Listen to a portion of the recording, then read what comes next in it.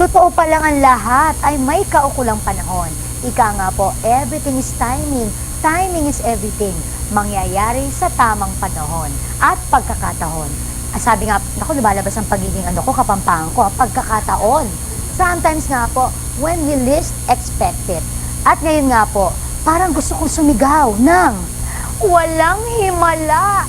Dahil totoo na po, the one and the only superstar on Moments, Miss Nora Aunor!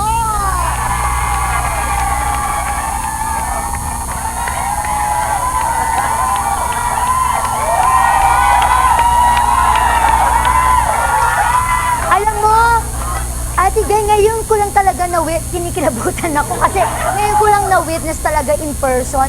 Ganito pala talaga magmahal ang Noranya.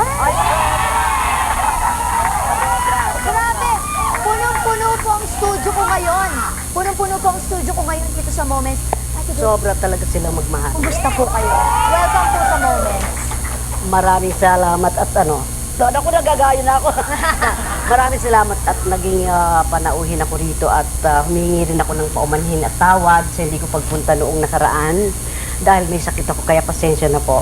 Wala po, napawi na po lahat. Wala na po yun. Sabi nga po, tama nga po talaga na everything is timing. Ito nga ang tamang panahon siguro at ito nga nakita naman talaga natin, walang pagod. Ito po mga nagmamahal sa inyo. Rain or shine, nandito sila lagi. Diba? Oo, at best kung humingi ng paumanhin din sa mga fans na nandito Nagpunta po noon. last time. Oo, na sila'y nabigo lahat na hindi ako dumating. Kaya patawarin na rin po ninyo ako. Talagang may sakit lang po ako talaga noon. Nagtatampo ba kayo? Hindi na, syempre. Ito po, Ate Gay, ang sabi ng batikang manunulat na si Mr. Ricky Lino, ang #1 appeal talaga ni Miss Nora Aunor, yung kanyang mystery. Dahil pakiramdam natin, marami na tayong alam sa kanya, halos lahat alam na natin sa kanya. Pero alam niyo bang hindi pa rin talaga natin lubos na kilala ang isang Miss Nora Aunor. At susubukan po natin na mas kilalanin pa ang isang Miss Nora Aunor. Sa pagbabalik po ng programang punong-puno ng pagmamahal, ang living, loving, and all about bonding.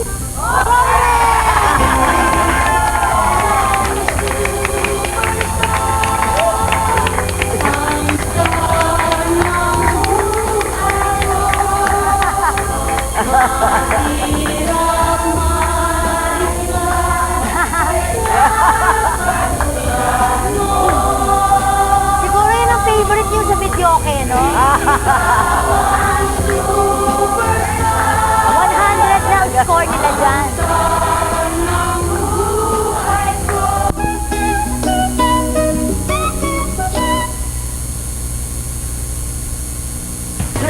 Nagulat ako nung malaman kung sa'yo galing. 170 films, 260 singles, No one remembers helping hand. 500 songs, 40 albums, countless nominations, citations, and awards here and abroad.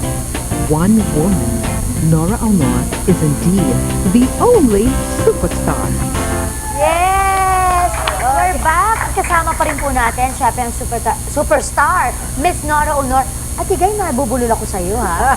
Pero kapag sinabing superstar, di ba, talaga naman ang una nating naiisip, of course, Miss Nora Aunor. At Ate Gay, naalala mo ba, sino talaga ang unang nagbansag sa'yo ng superstar? Sa Channel 9, nung yung show, maraming tao, every show kasi, padami yung mga nanonood, so hindi nagkasya doon sa studio. Kaya nung talaga yung show namin nasa labas na, yun, binansagan nila ng superstar. Superstar, opo. Ibig po sabihin, dati may iba siyang title. Nora Aunor Show. Oh, doon pala Dati kasi nagmula. Nora Eddie Show yun, tapos nung namatay si Edong, naging Nora Aunor Show. Tapos, yun na, Nora Aunor. Ayun, dahil hindi na nga maawat ang mga fans, ang mga nagmamahal, sumusuporta sa kanya. Tuwing show po ninyo, padami ng padami, ano? Oo. Bus-bus, truck-truck, ang mga dumadayo, hindi po ba? At alam naman natin na kung fans rin lang ang pag-uusapan, mga tagahanga na walang sawa, walang pagod, syempre, parang wala na talagang tatalo yata sa mga Noranya. Ay, oo naman.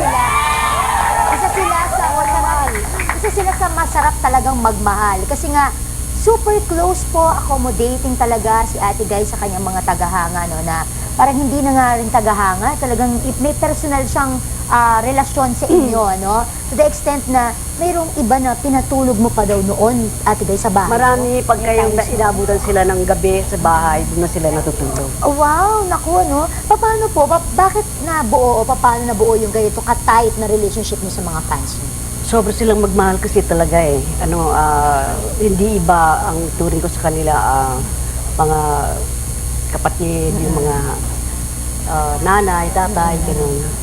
At kanina medyo narinig ko, kilala niyo sila, first name basis, di ba? Yung iba sa kanila, talagang nalalaman Nadami nila. Oo, yung isa parang talagang kilala niyo, oh, bakit wala kang ngipin niya? Parang ganyan, di ba? Parang na yan.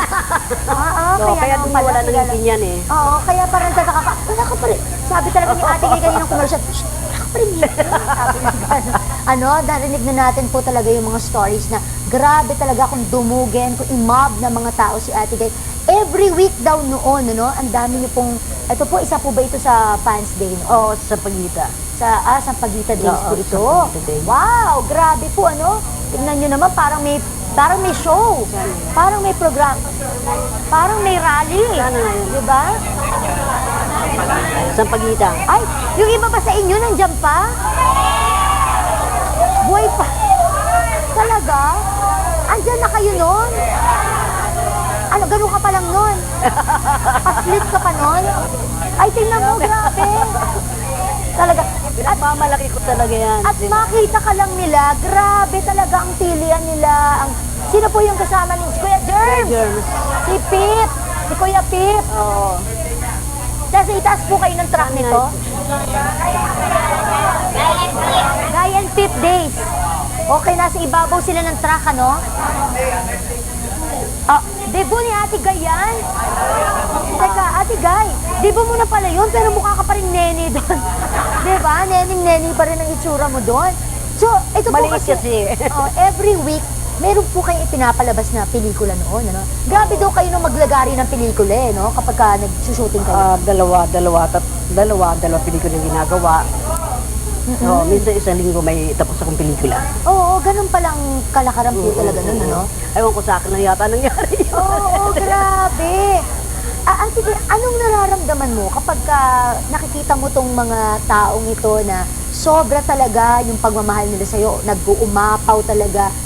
Bukod sa, syempre, I'm sure tuwan-tuwa po kayo, no? Nagpasalamat sa kanila. Kasi hindi ako marunong hindi ako pala salita talaga kung ano yung nararamdaman ko. Pero alam nila kung ano yung nasa puso ko talaga para sa kanila. At yun ay mananatiling nandoon hanggang buhay ako. Ay, iyak do. So, gusto niyo yun, no? Kinilig kayo doon. Aminin niyo yun. Siyempre paminsan-minsan o kadalasan may mga naririnig silang hindi magandang balita sa akin. Pero alam mo, ang sila, naiintindihan nila lahat yun. Hindi sila nagtatanim ng sama ng loob, hindi sila nag-iisip ng, hindi sila naniniwala kaagad hanggat hindi nila nila. Ayun na, lalo na yun. Yun ay pagmamalaki ko. Ayun, lalo na yun, si ate. Di ba? Kung ipaglabang ka talaga Yun dyan, ang di ba? pinagmamalaki ko sa kanila. Parang nag-aamo kayo. Talagang intindihin natin si Ate Guy. Talagang ganun yun, no? Pinagmamalaki ko sa mga tao yan, sila. Totoo yun, kasi ibang klase magmahal Ibang talaga sila. klase, o nga po. Pero ito, no, Ate Guy, mapabata, matanda. Parang Ate Guy ang tawag sa'yo. Saan ba nagsimula po yung Ate Guy? O Kasi Guy? madalas ako sa akin din, kasi madalas akong ang nanay ko kasi pag matanda raw sa'yo, kahit sino pa siya, kailangan may ate, may po, pag nakikipag-usap. Pagka wala nun, naku, paano ang inaabot namin. Kaya kahit na yung mas bata sa akin, napupo ko na. Yung gano'n. Kaya sabi, uy, mas matanda ka sa akin. Sinakasanayan nyo na. oo. Nakasanayan ko. Pero yung Guy po na nickname ninyo, talagang sa inyo... Barkada. Okay. Sa sarili niyo pong opinion, itong mga nagmamahal na mga tagahanga, nagsusuporta po sa inyo, bakit all these years patuloy po talaga silang nandyan? At ito yung pagiging Noranyo nila, alam ko, pinapasa pa nila sa mga anak nila, mga apo, hindi ba? Pati ang mga anak, apo, mga bagong henerasyon, magugulat ka, mga Noranyans din, di ba? Ayaw ko, siguro sila pwede nating tanungin dyan, ano? Kasi nasa kanila yung nararamdaman nila. Pero ako kasi nung naging funding kasi ako, yun. Nino Alam po, niyo yun, di ba? Naging fan kayo, Nino. Amalia ako nung araw. Amalia Puente! Yung kapatid ko ang Susan. Opo, opo. Eh, nung na-meet ko si Amalia nung nasa Tower Productions ako, hindi umabot-abot yung bibig ko sa pisngi.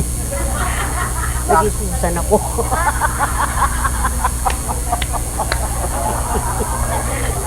Typical typical na fan. Kasi fan din ako talaga nung araw eh. Mas ngayon nagiging fan pa rin Nagkaroon na ako. pagkakataon nag-commute kayo ni Amalia sa personal? Oo, sa Tower Production. Eh, takbo ako dahil fan ako, di ba?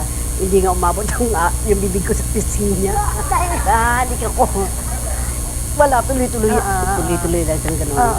Sumama loob ko. Tapos biglang Susan na. Sabi ko, Susan na nga ako. Ang cute niya. Hanggang ngayon, Susan ako talaga. Oo. Nakalain mo, di ba? Si Ate Guy na talaga hinahangaan ng milyon-milyon niyang tagahanga. Isa rin palang tagahanga. Paano ko Diba? talaga, totoo yun. Oo, di ba? Pero Kaya alam ko yung nararamdaman nila. yun, nakaka-relate siya sa inyo. Totoo yun. Di ba? Kumbaga yung simpleng ngiti at akap, kapag nagpapapicture, talagang malaking bagay sa kanya bilang tagahanga. Totoo Kaya yun. alam niyang ganun din kayo, di ba, sa kanya. Kaya alam ko kung paano sasama loob nila, di ba? Yung madali sila masaktan pag ano. Pero sila hindi yata madali masaktan sila. Oo nga, parang Wala yan. parang manhid na Maliit. sila. Oo. Pero, Ate Gay, ano yung pinaka hindi mo malilimutang moments kasama ng iyong mga fans? Ay, maraming beses na. Kailan nga tayo hindi nagkahiwalay. May mga oras na hindi kami naghihiwalay niyan eh. Kaya naman mayroon ako iniisip para sa kanila, yung plano ko na masama ang loob ko dahil matagal ko ng plinano at hindi ko pa natutupad magpahanggang ngayon. At naniniwala ako at umaasa ako na ngayong taon na ito matutupad lahat ng dapat kong ibigay para sa kanila naman. Wow! Naku, ipag-pray nyo yan na this year, di ba? Mag-grant na yan. Maring hindi pa nila alam yon pero malalaman nila kung ano yon. Ayan. Malalaman So, niyo po yun. Pero may pangako ako para sa inyong lahat. Kumbaga, Ate Gay, ano to giving back, di ba? After Oo. all ng pagmamahal. Ano, naku, I'm sure na-excite na kayo, di ba? Pero, Tama naman yung sila ilang taon na pagsakripisyo nila sa akin, yung pagpapagod nila. Ako naman ngayon para sa kanila. wow. Eto po, ilang ulit man nating narinig, nakakatuwa pa rin pakinggan ng kwento ng simpleng pinagmulan ni Ate Guy bago siya talaga naging superstar. Yan ho ang aming pag-uusapan sa pagbabalik pa rin po ng Moment!